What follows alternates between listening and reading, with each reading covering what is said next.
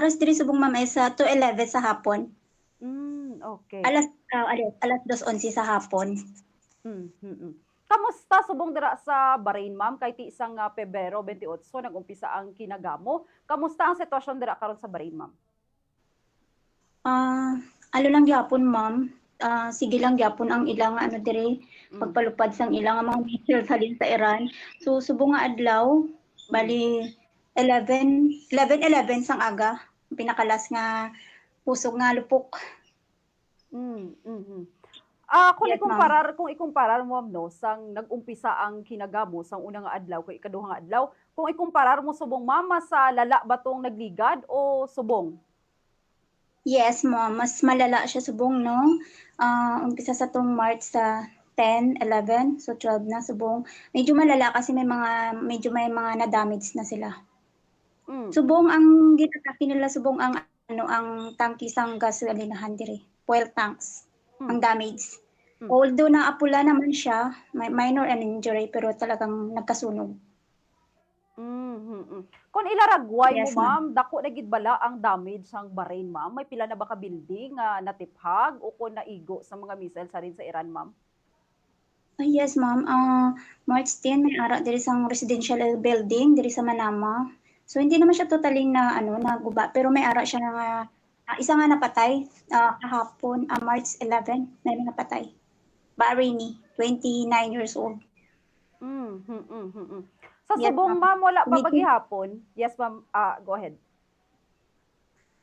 subong ma'am tong bata sang amo ko nag-evacuate na sila diri, 9 days na sila diri. Sa subong pa, ma'am, wala ba gihapon sang klase o kontrabaho dira sa Bahrain? Yes ma'am, wala gihapon sa school. Ang mga bata diri online school. Ang mga nag-opisina online man gihapon. Ang paano inyong pagkaon dira kay ti medyo malawig-lawig na ang tensyon nga nagluntad dira, no? Ti paano inyong mapagkaon ang resources ninyo dira, ma'am? Paano ang inyong mga daily needs? Sa subong ma'am, okay naman kami diri. Subong medyo okay naman ang amon mga pagkaon diri kay ang amo ko tuloy lang naman siya sa pamalingki. Okay naman diri sa amon subong. Pero mga kababayan diri nga naga-work sa labas, medyo hirap sila talaga kasi no work no pay. Na sila yung mga masyadong naapektuhan talaga diri subong. Ang mga Filipino community naton sa Bahrain, ma'am, kamusta sila dira? May update ka man sa ila? May mga Filipino community diri nga nagahatag sila sang libre nga pagkaon sa mga OFW talaga na no work no pay. Yes ma'am. Ti sa subong, ma'am, ko ilaragway mo ang Bahrain ti alas 2 sang hapon, no? May ara ba sang nagagawa sa gihapon, ma'am? May nagapanglakaton sa gihapon apisar pa man padayon ang pagpanira sining pagpadala sang Iran sa ito sang missiles, ma'am, dira sa inyo? Diri sa area namon hindi masyadong ma'am. Wala masyadong naglalakad diri. Pero may time na katulad kagabi, mga lumabas kami sa park. So may mga ilan-ilan naman na naglalakad sa park. Kung may ara sang ipadala nga drone o kung missiles ang Iran, ma'am, pakadto sa inyo, paano kamo makabalo sini, ma'am? Paano kamo ma-aware? May ara kami sa cellphone ma'am, naga-siren yung cellphone namin. Naga-alarm. Opo. Nga pahiwatig nga may mag-abot diri no, nga missile. So minsan nung March 9 wala gid ko naka-ready, hindi gid nag-alarm ang akong nga cellphone ara ako sa rooftop. So grabe dito ko ginasaksihan ang mismong paglupok isang missile nga ang dugan ko daw ginapuga sa kadlo kay dito ko sa rooftop. Kay wala abi siya sang ma'am, wala siya sang siren ang akong cellphone, bigla na lang ulihin na nag-siren bag-o naglupok. Okay. Kung mag-amo sina nga sistema, ma'am, kung may ara sang notification sa cellphone nyo, nagapabalo no nga may bag-o na naman nga missile o kung drone ipadala ang Iran, diin kamo gakadto sina, ma'am, para mangin safe kamo? Diri lang ko sa room ko ma'am. Diri ko sa room ko nagadalagan. Tapos nagapalayo lang ako sa mga bintana. Kaya delikado siya pag malapit sa bintana. Diri lang sa court. Ang Israel po, ma'am, may ara sang bomb shelter. Dira ba sa Bahrain, ma'am, may ara man kamo bomb shelter? Wala gid ma'am. Okay. Wala pang bomb shelter diri. So kung may ipadala ang Iran nga missiles, ma'am, direkta gid siya nga mag-igo sa isa ka building kun diin ang ilang nga target. Yes. Yes, direct agad. Mm. Di kung hindi ka kalikaw, ma'am, paano na kung hindi ka kalikaw maigo kagid ino? Posibilidad, ma'am, yes. Posibilidad. Pag once na tumama siya sa building, yung mga debris, yun ang delikado. Yung mga mahulog na debris. Grabe Yun po, ang no? Sa isa ka adlaw, ma'am, kung mabilang mo kag kung matandaan mo kapila magpadala sang drone o kun missiles ang Iran po dira sa inyo sa Barit. Sa isa ka adlaw, minsan 6 to 8 times. Mm. Yes. 6 hanggang 8 beses. Kasi ang subong 3 days sila, medyo 1 o'clock nag-aumpisa na sila. 1 AM, 2 AM, 3 AM. Subong 4, 3 AM. Paano ang government Sila dira na sa Bahrain, ma'am? Ano nga mga bulig na ang ginhimo sa nga government sa Bahrain, ma'am? government sang Bahrain, ma'am? Yes po. About sa mga Filipino workers or Bahrain Sa citizen? mga Bahrain citizen po, ma'am, mga apektado po dira sa Yes. inyo nga mga community. Yes. Yes. Namimigay ang Bahrain citizen no, last yung nangyari sa Sitra. Mayroon silang 100 na nabigyan na ng tulong yung Bahrain dito. How about naman po sa mga Filipino, ma'am, nga apektado din po ng mga tensyon dyan? May ara ba sa nga bulig nga inhatag man ang Bahrain government sa mga Pilipino? Yes, ma'am. Nagbigay yung embassy last 4 days ago nung namigay sila ng mga ayuda. Pero priority lang nila yung mga yung mga no work, no pay. So yung iba nakatanggap ng 3,000 peso. Tika, ma'am, 20 dinar, kamusta? so Opo. 20 dinar equivalent to 3,000 peso plus grocery. So, pero marami din yung nag-complain na hindi sila nakakuha. Sa karon may balita ka ba dira sa Bahrain sa mga Filipino community nga may ara sang gusto magpauli diri sa pungsod Pilipinas? Subong, ma'am, wala. Mm.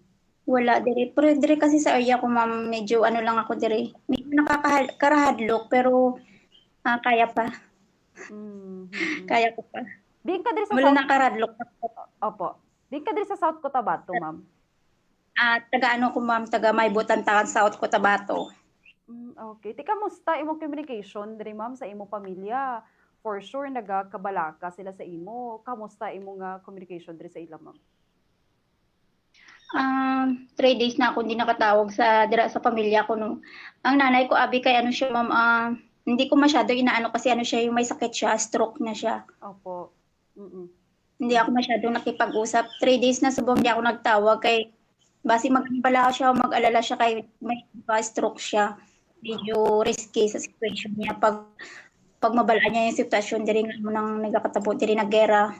So, yun lang.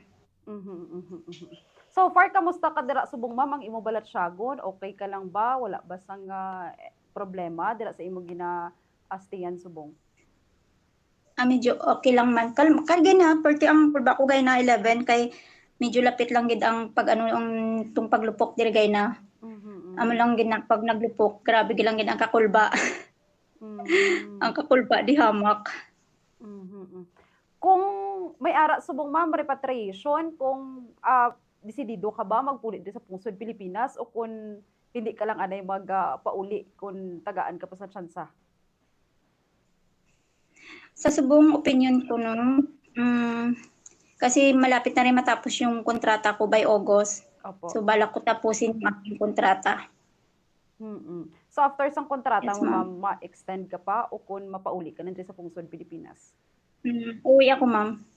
Uwi ako Okay. by August. By August. Pila ka nakatuig dira sa Bahrain, ma'am, nga nagatrabaho? Bali 10 years na, ma'am. Bali 10 years na ako diri sa amo ko. Isang amo lang. Okay.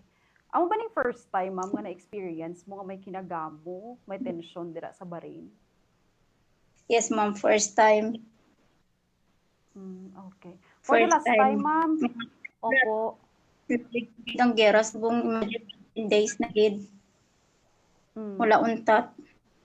So adlaw-adlaw ma'am no, may ginapadala nga missiles, Mhm. yara sang drone Yes, ang Iran dira sa grabe ang inyo. tension. Mm. Grabe ang tension halin pa tong February 28. Mhm.